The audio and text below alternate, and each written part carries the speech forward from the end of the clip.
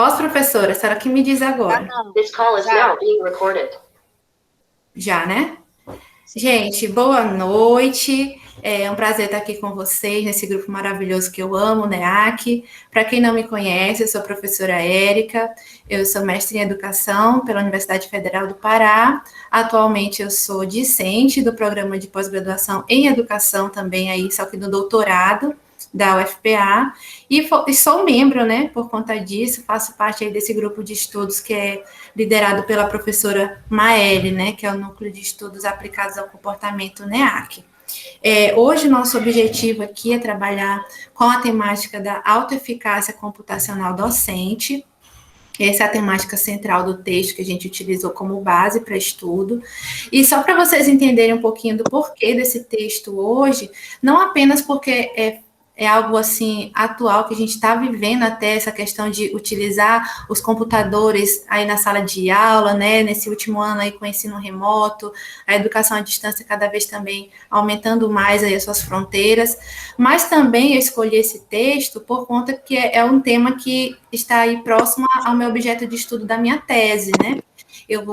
Estou desenvolvendo aí uma pesquisa sobre a saúde emocional dos professores nesse contexto de pandemia da Covid-19. Então, fazendo uma busca aí na plataforma Connect Papers, né, que inclusive tivemos um mini curso aqui no nosso grupo, quem ainda não fez, pode procurar lá no nosso canal do YouTube, esse curso está lá na íntegra. Então, procurando ali com as nossas categorias dentro dessa plataforma, a gente encontrou esse material muito bom, que é da Roberta Aze, né, e da Cacilda Alvarenga, que trata dessa temática. Então, foi por uma proximidade com o meu objeto de estudo que eu escolhi esse material, para a gente estudar hoje e falar um pouquinho sobre. Então, o texto base, como eu falei, né, é da Cacilda Alvarenga e da Roberta Aze, são referências aí em estudos na área da teoria social cognitiva. O título do nosso artigo é Relações significantes entre a alta eficácia computacional docente e variáveis pessoais e contextuais, um estudo com professores brasileiros. Esse artigo está na revista Educação, Formação e Tecnologias, do ano de 2013, tá? Então, quem não tem, pode depois pegar essa referência aí para procurar o artigo ou pedir para qualquer um de nós do grupo. Então, assim, para começar, as autoras elas vão trazer aí o conceito de autoeficácia, desse construto que faz parte da teoria social cognitiva de Albert Bandura, que é uma teoria que busca explicar o comportamento humano. Então, já que vamos falar de autoeficácia computacional docente, não tem como não falar do construto em si, que é a autoeficácia, que para Bandura, né, essa crença do indivíduo na sua própria capacidade para organizar e executar cursos de ação necessários para produzir certas realizações. Simplificando, né, é a crença nas suas capacidades para você analisar ali as suas habilidades, suas competências e ver como que você pode conseguir alcançar os seus objetivos, né, produzir as suas realizações. E aí, a autoeficácia, né, ainda retomando esses conceitos aí que as autoras começam abordando nesse artigo, elas apresentam, né, que a autoeficácia ela é constituída a partir de 4 fontes principais, né, que quem já está aqui no grupo há um tempo já conhece, que é a experiência direta ou de domínio, ou seja, o indivíduo ele pode ter as suas crenças fortalecidas a partir do momento que ele tem experiências, as suas próprias experiências ali no contexto em que está se avaliando a autoeficácia. Por exemplo, um professor, né, experiências positivas ali no contexto da sala de aula, enfim, fazem com que ele tenha uma crença mais elevada de que ele é capaz, de que ele se sente capaz de realizar determinada tarefa nesse contexto de sala de aula, né? Ele desenvolveu uma atividade ali sendo professor, né? Vamos supor que de uma disciplina da educação física, que é a minha formação. Ele teve uma experiência positiva dando aula de educação física, com determinada turma, e as crenças dele, né, ele passou a crer mais ainda nas suas capacidades para dar aula de educação física com aquela determinada turma, naquele determinado contexto. Então, as experiências diretas ou de domínio são fontes de alta eficácia, né, de crenças de alta eficácia. A outra fonte muito conhecida, né, são as experiências vicárias, que nada mais é do que aprender observando, né, aprender por observação, aprender vendo outras pessoas tendo experiências de sucesso. Então, também um professor, vou sempre usar talvez o exemplo do professor, porque é a nossa área aqui, mas isso se aplica a várias áreas, tá? Então, ele vendo um outro professor realizando determinada atividade e aquela atividade tendo tido sucesso, né? E aquele professor que ele está observando, quando ele é um referencial para quem está vendo, não sei se vocês estão entendendo, né? Quando ele é um modelo, um referencial, aquele professor que está observando, ele tem mais chance de pensar assim, olha, se ele fez, eu também consigo fazer. Então, ele pode aprender, né?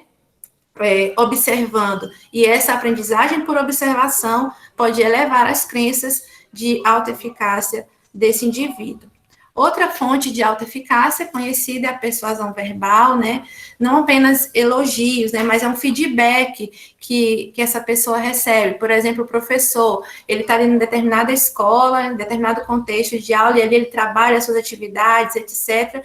E ali ele recebe um feedback positivo dos seus alunos, né? Os alunos realmente aprenderam, eles falaram que realmente compreenderam aquele conteúdo, a forma como o professor trabalhou, ali a sua coordenação pedagógica, a direção da escola, de forma ali verbal, né? Falaram para o professor que aquilo foi uma experiência de sucesso, isso também ajuda na motivação desse professor, e ele também ali tem as suas crenças mais elevadas, tá? E, gente, todas essas experiências, quando elas são positivas, só para vocês entenderem, elas tendem, né, a fazer com que o indivíduo, ele aumente as suas crenças de autoeficácia. E o contrário também acontece, quando as experiências são negativas, por exemplo, se a minha experiência direta com sala de aula é negativa em determinado contexto, a tendência é de que as minhas crenças sejam diminuídas, tá?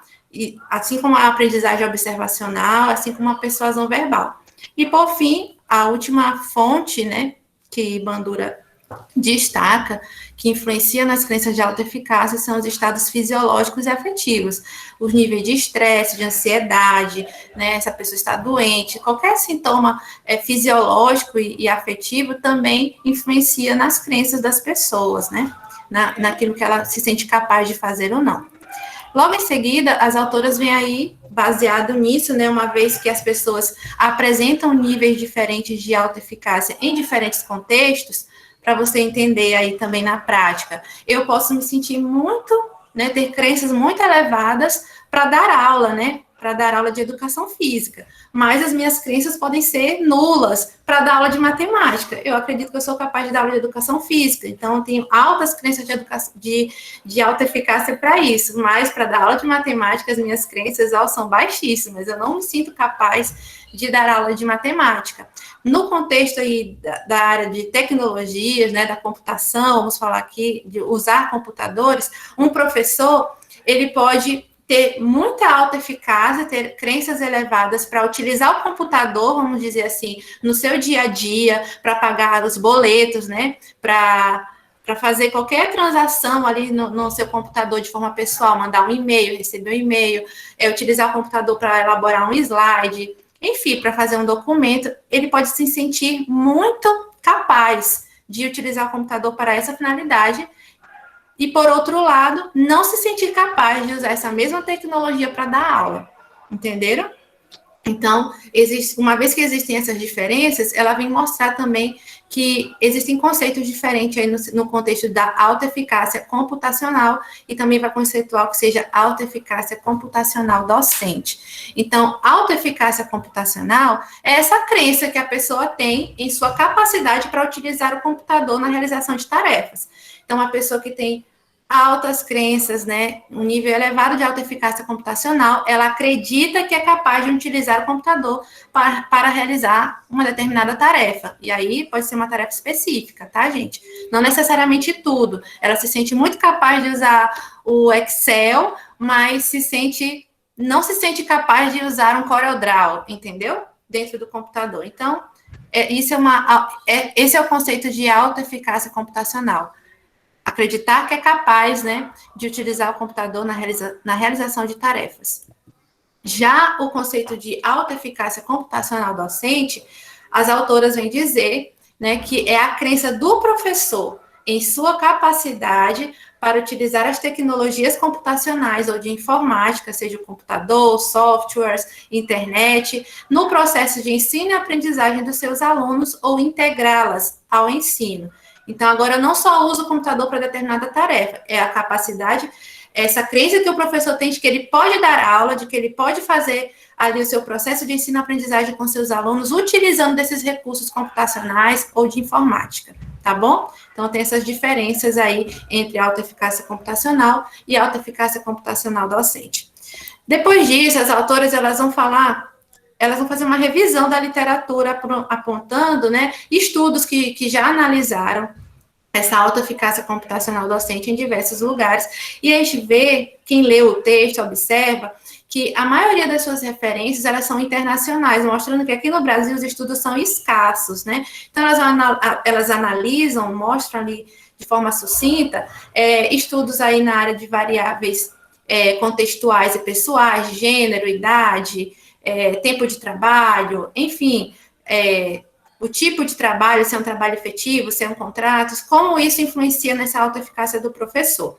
Mas aí, para não ficar redundante, eu vou falar disso mais lá no momento dos resultados e da discussão, tá bom? Então, não vou falar toda aquela revisão que elas fizeram. Quem tiver interesse, dá uma lidinha lá no texto, que está muito bacana lá, esse referencial, essa revisão teórica que elas fazem. Então, o que de modo geral, elas apontam antes de apresentar ali sua metodologia e os seus resultados ali, com base na literatura que elas utilizaram? Que a crença do professor em sua capacidade para usar o computador pode predizer o seu comportamento em usá-lo no processo de ensino e aprendizagem. Ou seja, se o professor acredita que ele é capaz de utilizar esse instrumento, pode ser, né? Os estudos indicam que ele vai ter muito mais chance de utilizá-lo no seu dia a dia ali na sala de aula, né? Então, essas crenças, nessa capacidade de utilizar o computador, pode influenciar nessa utilização com sucesso dentro da sala de aula. Então, o estudo teve como objetivo, especificamente, investigar as variáveis pessoais ou contextuais que apresentam relações mais significativas com a crença de alta eficácia para o uso de tecnologias no ensino. Então, qual foi a metodologia empregada por essas autoras, né? Primeiro, com relação aos participantes, participaram desse estudo, né? 253 professores de ensino médio, de 27 escolas públicas no estado de São Paulo. Elas utilizaram como instrumentos para a coleta de dados dois instrumentos, né? Um foi o questionário de caracterização do participante de sua atividade, um questionário com 35 questões, 35 itens, e nesse questionário foi que elas avaliaram ali essas variáveis contextuais e de trabalho, pessoais, né? Pessoais e de trabalho. Então, gênero, idade, forma de trabalho, quanto tempo utiliza o computador, quantos tem computador em casa, toda essa caracterização foi feita a partir desse instrumento. E o segundo instrumento foi uma escala de alta eficácia, né? Mas que ela foi denominada pelos seus autores, né? Young, Ertmer e Newby, não sei se assim se pronuncia, tá, gente? A escala de integração das tecnologias de informática ao ensino. Elas adaptaram para o português, né? Traduziram e utilizaram essa escala aqui no Brasil, com esses 253 professores. Essa escala é constituída de duas subescalas, né? Eles fizeram uma análise fatorial, extraíram 2 fatores, que seriam as subescalas, né? Então, a primeira subescala constituída de 21 questões, é a subescala capacidade e estratégias em tecnologia computacional. Eu não sei se vocês observaram, mas eu senti falta disso no texto, elas não dão exemplos de quais questões faziam parte dessa subescala, tá? De capacidade e estratégias. Mas uma escala foi essa, né? Uma subescala foi essa. A outra, né, o que é o chamado fator 2, a outra subescalas, foram as influências externas no uso de tecnologia computacional. Essa escala para avaliar a alta eficácia computacional docente, ela foi uma escala Likert de 6 pontos, onde 1 era totalmente falso e 6 totalmente verdadeiro. A análise dos dados, elas utilizaram um software para análise dos dados, chamado Statistical Analysis System. Elas fizeram análise de frequência e descritiva de todas as variáveis, então foram muitas tabelas, acredito mais 16 tabelas. Elas sempre apresentaram ali a frequência absoluta, né, o N, o percentual de cada uma dessas medidas, além das medidas de tendência central, né, como desvio padrão, média, mediana, valores mínimos e máximos pontuados ali pelos indivíduos, né. E aí, para identificar essas relações, né, estatísticas, elas fizeram 2 testes, né, eu não vou conseguir explicar esse teste para vocês, até porque eu também tenho que aprender muito sobre eles, mas resumindo, né? Aquelas partes da análise estatística, faltou até a palavra aqui, tá, gente?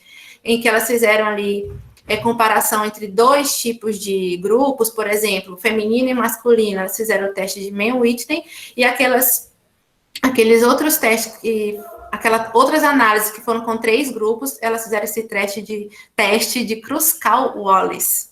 Gente, me perdoe meu inglês, tá?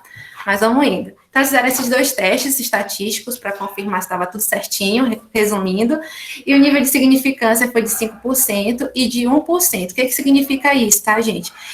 Quanto esse P menor que 0,05 ou P menor que 0,01. Até coloquei uma colinha aqui para eu não esquecer, porque todas as vezes a gente vê isso nos artigos, né? E às vezes a gente passa batido e nem entende o que está lendo. Significa, tá, que quanto mais alto esse nível de P, por exemplo, se fosse 6, 7, 8, 9, 10, a gente nem vê isso nos artigos, né? Porque isso aí já não era nem aceitável. Então, quanto mais alto esse nível de P, menos se pode acreditar que essas variáveis observadas aí na amostra são confiáveis. Então, 5% geralmente é o limite aceitável, assim que a gente aprende na estatística, né?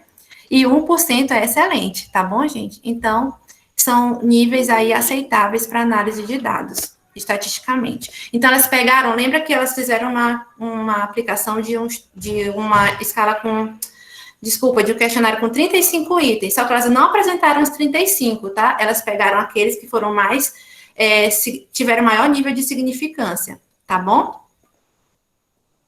Então, a professora está fazendo algum comentário ali, mas eu não consigo ler, porque está bem pequenininha a letra na minha outra tela, tá, gente? Então, leia aí que a professora está colocando no chat. Mas vamos lá para os resultados, e à medida que a gente vai falando aqui desses resultados desse estudo, a gente vai apresentando um pouquinho da discussão, tá? Com relação ao gênero dos participantes, o que as autoras encontraram, né? Nessa análise comparativa desses fatores, dessa escala de alta eficácia. Elas viram que os homens apresentaram. Vocês conseguem ver minha setinha aqui? Conseguem, né? Que eu tô vendo. Deixa eu ver se aparece aí. Tá aparecendo na outra tela. Então, olha aqui. Nós tivemos 75 homens e 141 mulheres participando do estudo, né? E o que as autoras observaram?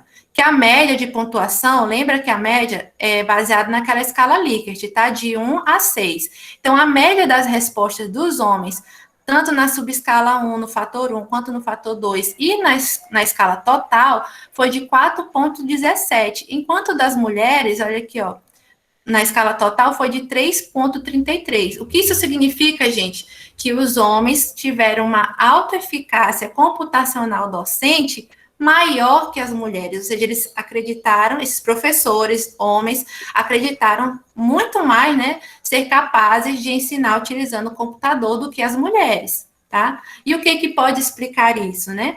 Então, inúmeras coisas, né, claro, mas as autoras, elas citam aqui, por exemplo, primeiro que em vários estudos, de acordo com a literatura, com a revisão que elas fizeram, vários estudos apresentaram os mesmos resultados, outros apresentaram aí indiferença, né, que foi indiferente a questão do sexo, mas muitos deles apresentaram essa questão dos homens se sentirem mais capazes de ensinar utilizando os computadores do que as mulheres. Então, assim, pode ter questões históricas, etc., mas assim, elas observam que o seguinte, que mesmo hoje, por exemplo, com uma maior disseminação aí do uso do computador, de maior acesso ao computador, e mesmo com as mulheres trabalhando em diversas áreas de atuação, estarem mais inseridas no mercado de trabalho, inclusive no setor educacional, que nós sabemos que, historicamente, as mulheres estão em maior quantidade, né, são a maioria na nossa profissão de professores, ainda assim, elas não se sentem capazes de ensinar. Então, elas dizem que uma das questões é que os homens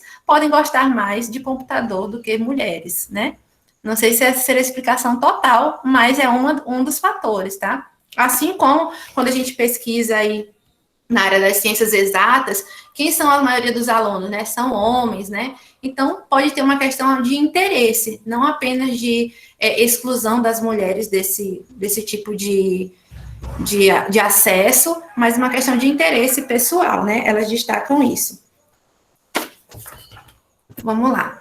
Então, com relação ao gênero, homens tiveram maiores níveis de alta eficácia aí computacional. Com relação ao tempo de graduado, o que as autoras encontraram aqui, ó? Vocês veem que os números aqui em quantidade, né?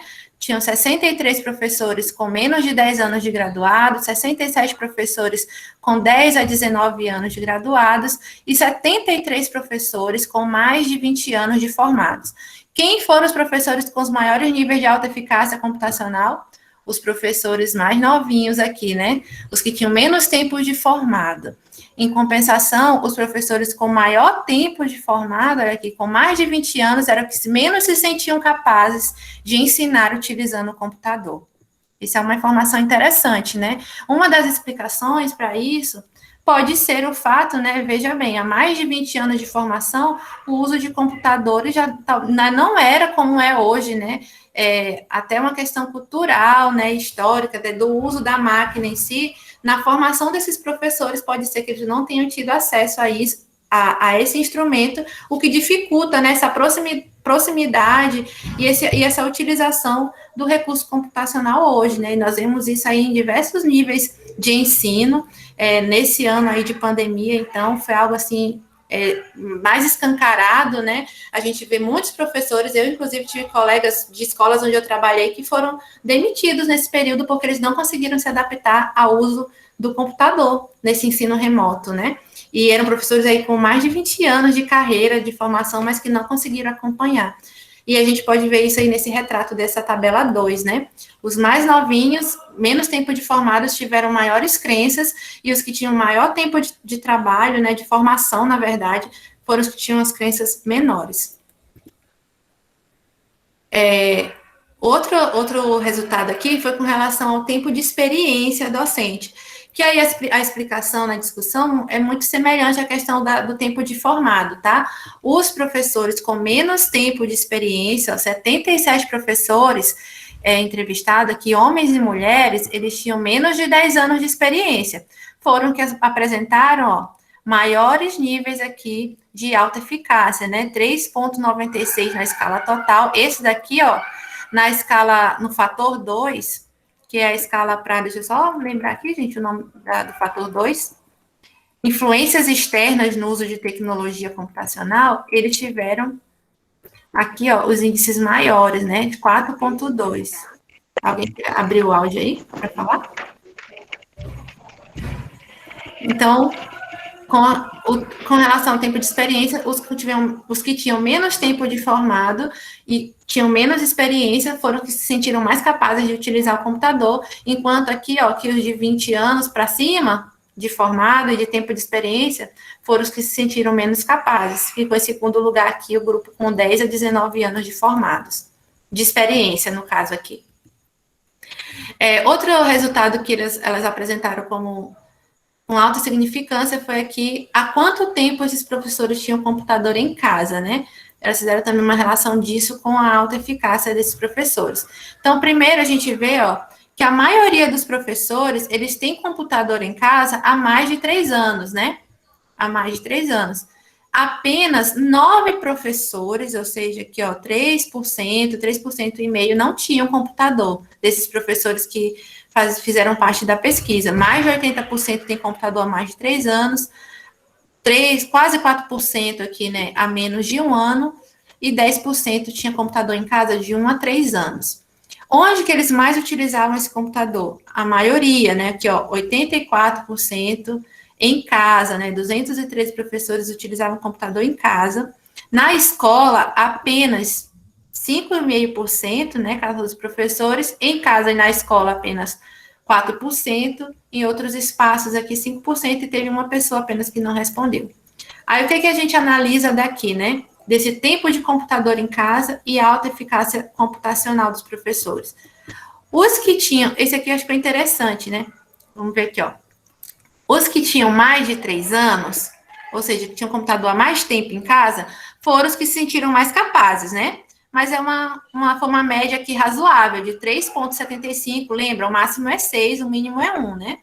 Então, a média deles foi de 3,75, da maioria. 199 professores tinham computador em casa, dos que tinham computador em casa, tiveram aí os maiores índices de alta eficácia.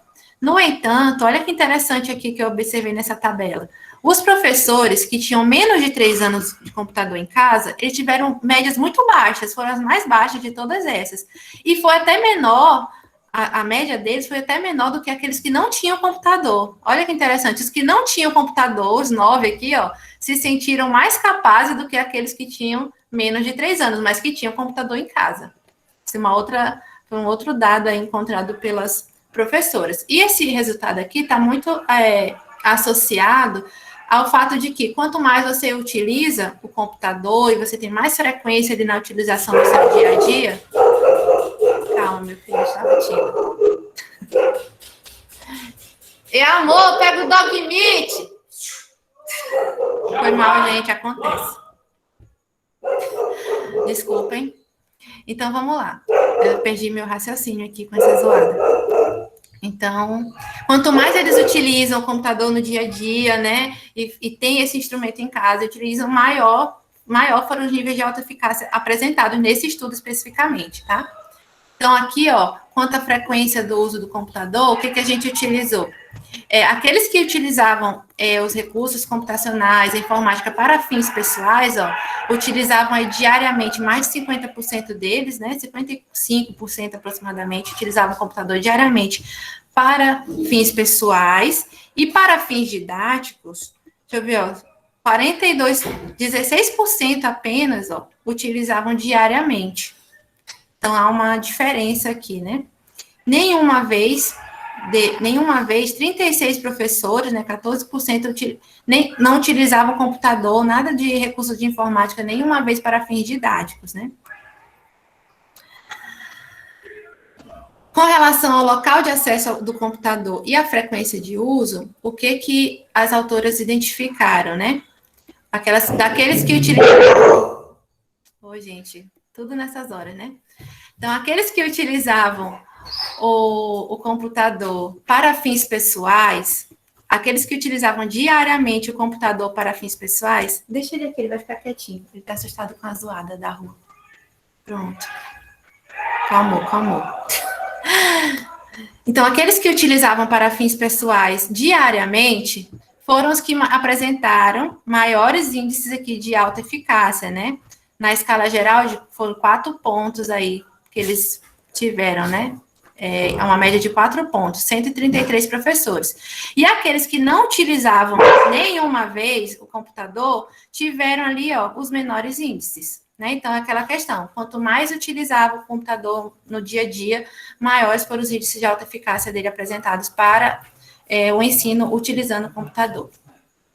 Eu não sei se vocês perceberam, mas na tabela 10 teve uma troca aí. A tabela 10 que eles citam aí, na verdade, é a 13, e a 13 é a 10. Fizeram uma troca, então eu corrigi. No texto está errado, mas eu corrigi aqui. Quando você lê o texto, você vê a diferença aí, o que o texto diz e o que está escrito na tabela. Então, na tabela 10, com relação ao local de acesso do computador e frequência de uso, então, aqueles que utilizavam para fins didáticos, acontece, né, prof? Então, aqueles que utilizavam o computador com finalidade didática ali no seu dia a dia, ó, os que utilizavam o computador diariamente ali no ensino, etc., que foram apenas 40 professores, apresentaram aqui os maiores níveis, tá? E aqueles que não utilizavam nenhuma vez para fins didáticos, tiveram aqui os menores índices, tá vendo? De alta eficácia computacional. 35 professores não utilizavam nenhuma vez na semana e apresentaram as menores crenças, né? Acho que se sentiam menos capazes de utilizar o computador na sala de aula. Com relação aí à habilidade para utilizar o computador e percepção da preparação para o seu uso, é o que o artigo traz para a gente de resultado, né? Isso aqui eu achei bem interessante também. Dos professores que participaram da pesquisa, 137 deles, ou seja, aqui, ó, aproximadamente 55% deles, disseram que tem habilidade suficiente para utilizar o computador. Se a gente somar aqui com esses outros 43 que disseram que tem muita habilidade, daí pouco mais de 70% se considera capaz, considera-se, na verdade, que tem habilidade para usar o computador. Mais de 70% da amostra acredita que é capaz de usar um computador, tem habilidade. Apenas aqui, 26% disseram que tem pouca habilidade para usar o computador. Mas quando a gente fala aqui, de preparo para ensinar utilizando tecnologia, olha o que acontece, né? 43% deles se consideram pouco capazes, pouco preparados para ensinar utilizando tecnologia. Mesmo que eles tenham a habilidade de usar o computador, mas para ensinar já é outros 500, né? Como diz a história. Então, ficou no empate aqui. 43% se sentem pouco capazes, 43% se sentem não é capazes, mas com preparo, né? Se sentem suficientemente preparados para ensinar utilizando tecnologias. Apenas 3% se considerou nada preparados para utilizar tecnologias para ensinar. Ainda com relação com essa habilidade para usar o computador e percepção de preparação para o uso didático, com relação à habilidade e alta eficácia deles, o que apareceu aqui para a gente no texto, nos resultados dessa pesquisa? Os que tinham muita habilidade, que se consideraram com muita habilidade para usar o computador, foram os que apresentaram aqui os maiores índices também, tá? 4,79. Os que se sentiram aqui com suficientes habilidades ficaram aqui em segundo lugar, né? Com 3,78 em média, 130. A maioria se sente suficientemente capaz, né? Se sente suficientemente com habilidade para usar o computador, e aí tiveram essa média aqui de alta eficácia. E aqueles que não tinham nenhuma habilidade, que se consideravam como não tendo habilidade ou com pouca habilidade, foram realmente aqueles que se sentiram também menos capazes, né? Essas foram as correlações. Gente, se eu der uma pausa assim de vez em quando, é efeito da vacina, que às vezes minha cabeça dá uma tonturazinha básica, mas estamos indo, tá? Tudo certo. Então, não se espantem. Ainda com relação aqui, essa preparação para esse senso de estar preparados para usar tecnologia, o que se sentiam nada ou pouco preparados para usar a tecnologia, lembra, eles perguntaram sobre habilidade, eles se sentiam habilitados, eles tinham habilidade para mexer no computador e se sentiam preparados. Então, a habilidade a gente acabou de falar agora sobre esse preparo, sobre os que se sentiam preparados. Veja, a maioria aqui, não se sentia preparado, né? E esses que não se sentiam preparados para dar aula utilizando tecnologia tiveram os menores índices, né? As menores crenças de alta eficácia. Olha a pontuação aqui, 2,83 na fator 1, 2,95 e 2,86 na média da escala total. Então, esse sentimento de estar preparado ou não, né? Influenciou totalmente nas crenças desses professores, né? E nós percebemos isso na prática, pelo menos aí analisando superficialmente, é claro, né? Nós estamos ainda pesquisando e analisando essas crenças dos professores nesse contexto de pandemia, mas superficialmente a gente pode observar isso, que muitos professores não se sentem capazes, preparados para dar aula usando tecnologias, o que de fato influencia nas suas crenças, né? Em compensação, aqui, esse foi o grupo que mais se destacou de todas as análises que elas fizeram, a questão de se sentir preparado foram os que tiveram as maiores pontuações, né? 23 professores de toda essa análise desse corpo aí de 253 professores, 23 deles se sentiam muito preparados para dar aula usando computador. E foram esses 23 que apresentaram os maiores níveis de alta eficácia computacional, né? Chegou aí a 5,29, né? De 6 pontos no máximo. Chegou a essa pontuação média aí entre todos, tá?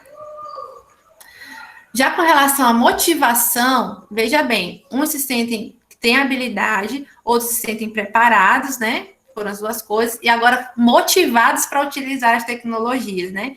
Então, quem se sentiu aí, na verdade, aqui, com motivação para utilizar as tecnologias em sala de aula, 11% nada motivado. Não tem motivação nenhuma para usar tecnologia na sala de aula. Veja, esse é um artigo de 2013, né? Como será que seriam os professores agora de 2020 para cá, né? A gente vai saber brevemente com os estudos que estão sendo desenvolvidos ao longo de um ano e pouquinho, né, que a gente está vivendo. Pouco motivados foi a maioria, né? 45% dos professores se sentiam pouco motivados para o uso de tecnologia na sala de aula. Apenas 15% se sentiu aí muito motivado, né? E aí uma das explicações foram para essas respostas foi a questão aí da infraestrutura insuficiente nas escolas, né? Ou precária, para trabalhar pedagogicamente com a tecnologia computacional, as grandes jornadas de trabalho, né, que dificulta a preparação para a aula, a falta de tempo para trabalhar com essas tecnologias, porque quem está na sala de aula diariamente sabe que não é só usar o computador, né, tem muitas tarefas, prova, avaliação, atividade, é tanta coisa, gente, que às vezes realmente não dá tempo, né? Eu entendo os professores que falaram isso aqui, a não ser que esteja muito bem planejado dentro do projeto pedagógico da escola, porque senão, se o professor quiser por ele mesmo usar em muitas coisas, às vezes ele não consegue, porque as demandas da própria escola, da rotina daquela escola são diferentes, e aí é muito trabalho, né? Falta de suporte técnico e pedagógico, de apoio administrativo, de capacitação para o uso de tecnologias. Isso aqui, muitos professores, pelo menos superficialmente, na minha pesquisa que eu estou fazendo, a gente já viu que muitos não foram preparados, né, para usar tecnologias, e aí veio de supetão aí em 2020 esse uso do ensino remoto. E isso prejudica, né? Mas veja bem, isso aqui é um estudo de 2013 e parece que a gente está vendo isso hoje, né? Mas o que, de todas essas justificativas, a principal foi a questão da infraestrutura insuficiente, tá? 64% dos professores disseram isso. Vamos acelerar aqui. Com relação à motivação para utilizar as tecnologias e a alta eficácia desses professores. Os que se sentiam muito motivados foram os que apresentaram aqui as maiores crenças, né, de alta eficácia, né, chegando a 4,43, foram apenas 38 professores aqui que se sentiram muito motivados para utilizar a tecnologia na sala de aula e que se sentiam muito capazes, tá? E aí os que se sentiam nada capazes ou nada motivados também tiveram assim, na verdade, os que se sentiam nada motivados foram os que tiveram aqui os menores índices também de alta eficácia computacional. Resumindo aqui, e aí concluo aqui a parte dos resultados, né? Mas algumas considerações, né? Não vou falar todos porque eu quero que vocês falem aqui na nossa discussão. Os resultados dessa pesquisa podem ser considerados importantes, né? A gente vai conversar mais, mas o que as autoras apresentaram aqui nas considerações finais, né? Esses resultados podem ser considerados para se pensar em políticas públicas de implementação de informática, né, das tecnologias de informação e comunicação na escola. É preciso que sejam planejadas, né, estratégias para preparar e motivar os professores, tendo em vista que eles estão pouco motivados, né, e não se sentem aí preparados para ensinar utilizando tecnologias. Então, é preciso que haja um programa de formação para uso didático dessas tecnologias dentro de sala de aula. E outras questões a serem pensadas, né? Devem ser pensadas, porque não é só ter formação, preparo e motivação, né? Mas precisa se pensar no contexto real da escola, né? Não só real da escola, mas da formação desses professores, tendo em vista que os resultados apresentam aqui, por exemplo, que os professores que têm muito tempo de formados, que têm muito tempo de experiência, mais de 20 anos de formação, eles se sentiram um pouco capazes de ensinar utilizando tecnologias, né? Então, não pensar apenas a formação superior, mas uma formação continuada para eles, né? Ver o conhecimento do conteúdo, porque não é apenas também saber se sentir capaz, assim, com habilidade para mexer no instrumento do computador, mas ter conhecimento de conteúdo e como passar esse conteúdo, essas aulas por meio dele, né? E também das condições de trabalho docente. Também são coisas que precisam ser pensadas para se falar sobre alta eficácia computacional na escola, nesse contexto aí do trabalho docente, porque não é só crer, né? Quem está estudando alta eficácia há bastante tempo já sabe que a gente não é apenas acreditar que é capaz, né? É preciso analisar aí realmente a realidade, né? As questões da realidade, as habilidades e as capacidades para se colocar em prática essas crenças que a gente tem, que os professores têm. E assim é isso, né? Da minha parte, da minha fala é isso. E aí a gente colocou algumas questões aqui para a gente discutir. E aí, eu não sei como a professora Maíra prefere fazer, se a gente já abre aqui questão por questão, se alguém quer comentar alguma coisa, Prof, como que a senhora acha melhor a gente conduzir nessa parte? Fale, professor. Está com o meu áudio aqui Você é a professora, fique à vontade. Ah, então tá. Gente, então assim, eu coloquei Olha, essas. nós vamos tentar, Érica, vamos só tentar ficar em. Já são Falei demais, 12 né? para as 9, né? No máximo Não, 15 minutinhos aí de discussão. tá. Gente, eu Mas olha, coloquei. eu vou parar aqui a gravação para a gente começar, tá bom? Tudo bem.